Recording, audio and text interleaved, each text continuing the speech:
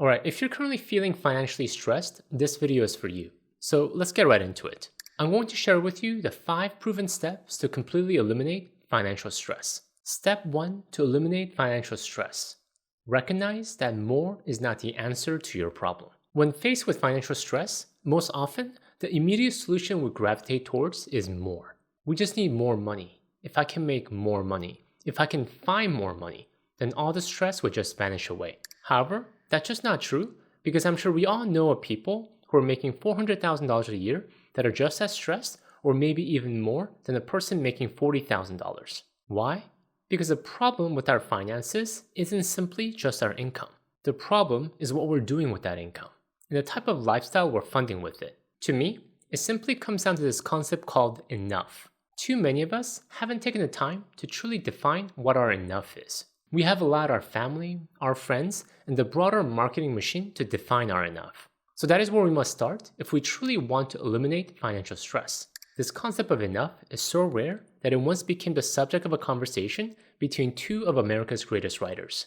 At a party on Shelter Island, Kurt Vonnegut mentioned to Joseph Heller that their billionaire host, a hedge fund manager, had made more money in a single day than Heller had earned from his best-selling novel Catch-22 over his entire history. Heller's response was simple and profound. Yes, but I have something he will never have.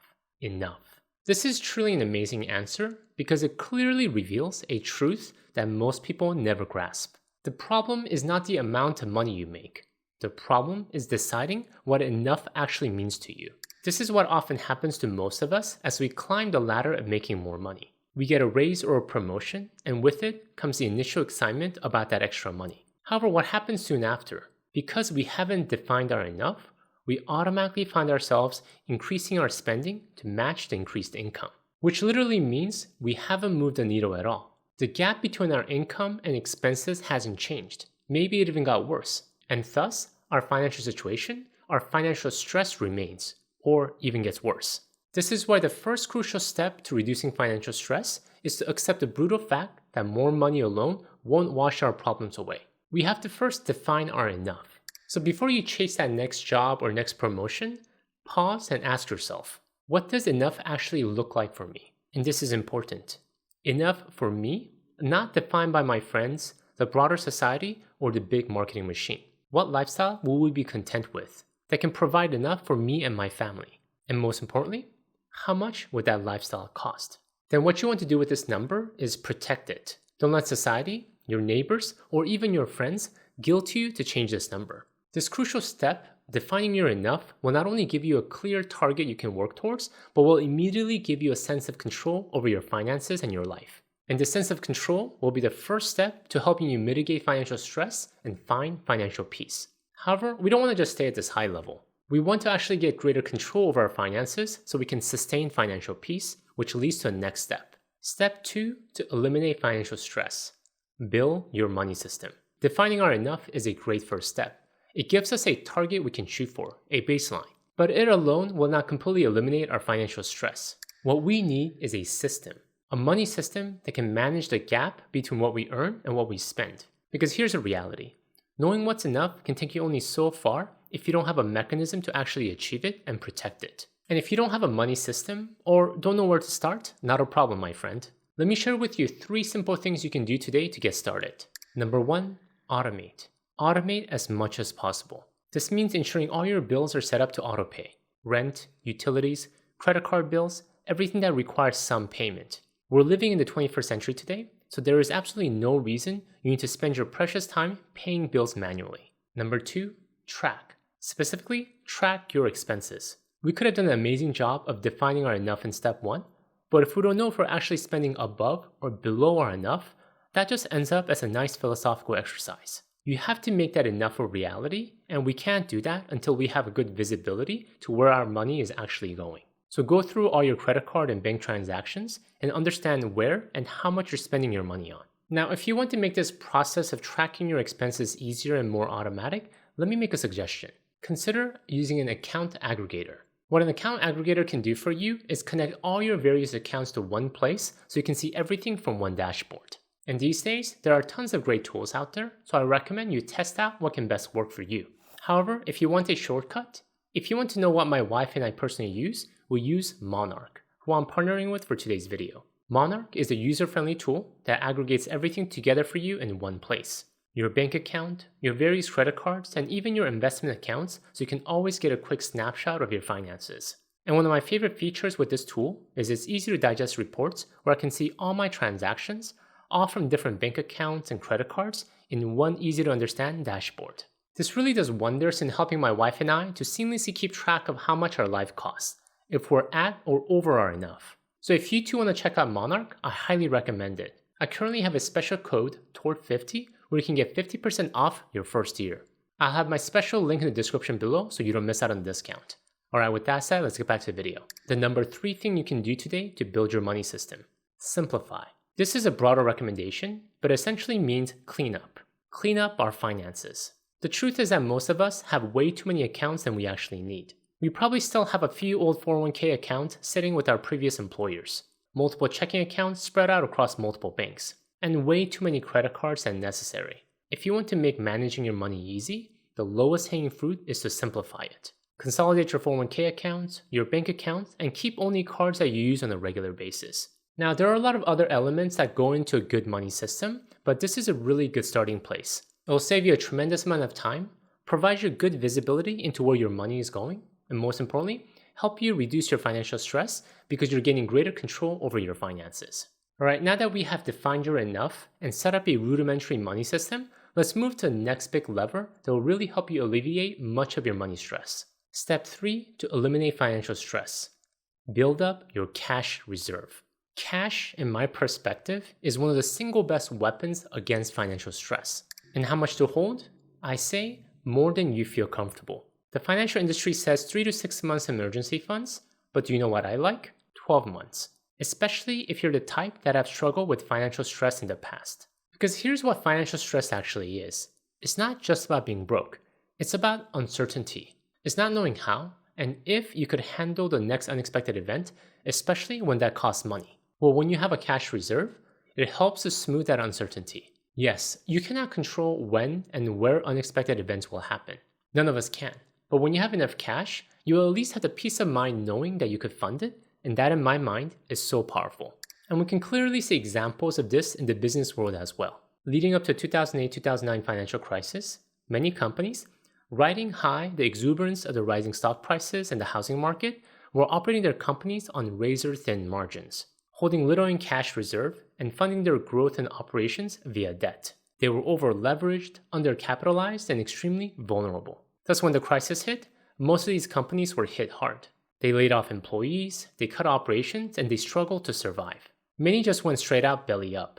But then there was Apple. Apple had built sustainable cash reserves, from $10 billion in 2006 to $25 billion by 2008. While other companies were drowning in debt and desperately trying to stay afloat, Apple had a financial cushion.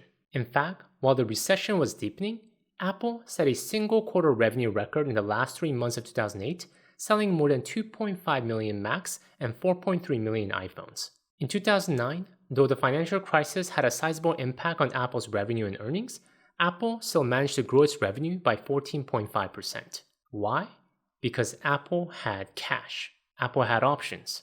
Apple wasn't forced into desperate decisions. While the competitors were in survival mode, Apple was positioned to capitalize on opportunities. That's the difference a cash reserve makes, not just for individuals, but even for the world's most successful companies. Steve Jobs built a culture at Apple of maintaining a security blanket of hoarded cash to endure tough times. Looking back, we can see how wise that philosophy was. So to some, while a 12-month cash reserve could sound excessive, that we're leaving money on the table because we're not juicing out every possible return from our cash, understand that when life throws us a curveball, which it surely will, you'll be able to enjoy the emotional peace knowing you're covered and protected. Step 4 to eliminate financial stress. Simplify your investment strategy. At this point, you have defined your enough, you have good visibility into where your money is going, and you build your cash reserve. Now, we need to talk about your investments. And here's where most people make their stress worse. Most people, often due to lack of knowledge,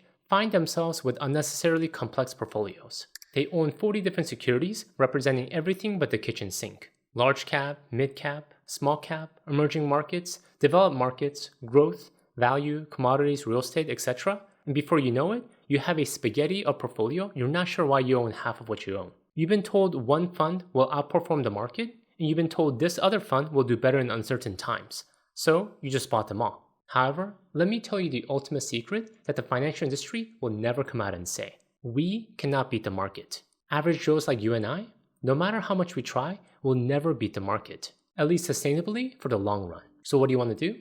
Simplify your investment portfolio to 1, 2, or 3 funds at max that represents the broad market and be done with it. This will not only cut down on your financial stress because you no longer have a spaghetti of a portfolio, you'll likely outperform most other so-called sophisticated investment strategies over the long run. Not sure where to start?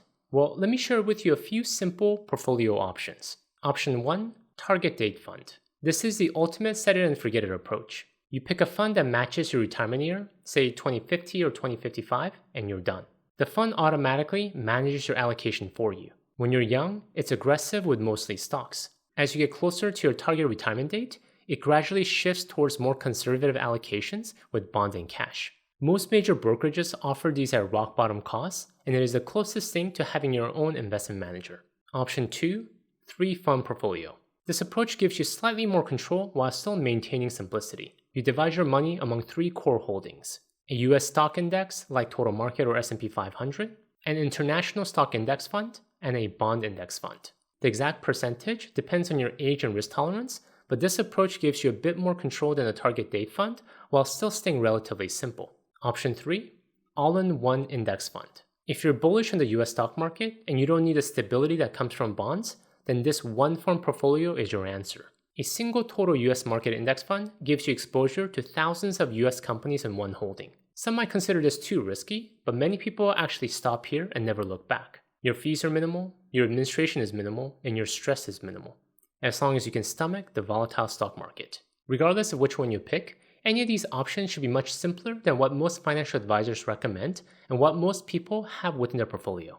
And more importantly, it will immediately help mitigate much of the source of financial stress that accompanied your investment portfolio. Let your capital be simplicity and contentment. Step 5 and the final step to eliminate financial stress. Practice gratitude.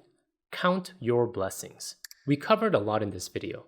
You defined your enough, you created your money system, you built cash reserve, and you simplified your investments. However, there's one more thing that will fundamentally shift your relationship with money and eliminate stress at a deeper level. Recognizing the fact that we're living in one of the most blessed times in human history. I know, it might sound dramatic, but let me show you what I mean. If you're watching this, consider what you have access to today that would have been almost impossible just a century ago. You likely have running water in your home. Clean, potable water whenever you want it. You likely have electricity. You have access to the world's accumulated knowledge through the internet. You can video call someone on the other side of the planet instantly. You have access to medical care that would have seemed like science fiction to our grandparents. You likely have safe shelter, reliable transportation, and more food options than your ancestors could have dreamt of. The truth is that for most of human history, survival was a daily struggle. People worried about where their next meal would come from. They worried about disease, about violence, about simple things we now take for granted. A slave in ancient Rome had no rights, no freedom, no ownership of their own body or labor. They could be beaten, sold, or killed at their master's whim. They owned nothing, they had no family security, and their children could be taken and sold at any moment. A medieval peasant worked 12 to 14 hours a day in fields, 6 days a week. They never traveled more than a few miles from their birthplace in their entire lives. They watched their children die from diseases we now prevent with a simple vaccine. A factory worker during the Industrial Revolution worked 16-hour days in unsafe, dangerous conditions for barely enough to survive. They had no weekends, no healthcare, no safety regulations, no job security. And for many, their children had to work alongside them in those factories. Yet over half of Americans feel stressed or anxious about their finances at least 3 days a week. Despite having unprecedented access to resources, health, education, and opportunity, we're collectively anxious about money. Why is this? Because we're constantly comparing ourselves to the person next to us. We're comparing ourselves to Instagram. We're comparing ourselves to what we could have instead of what we do have. So next time we feel a hint of financial stress, let's remind ourselves that there is so much more to be thankful for than not. Let's rewrite the narrative in our minds from scarcity to gratitude.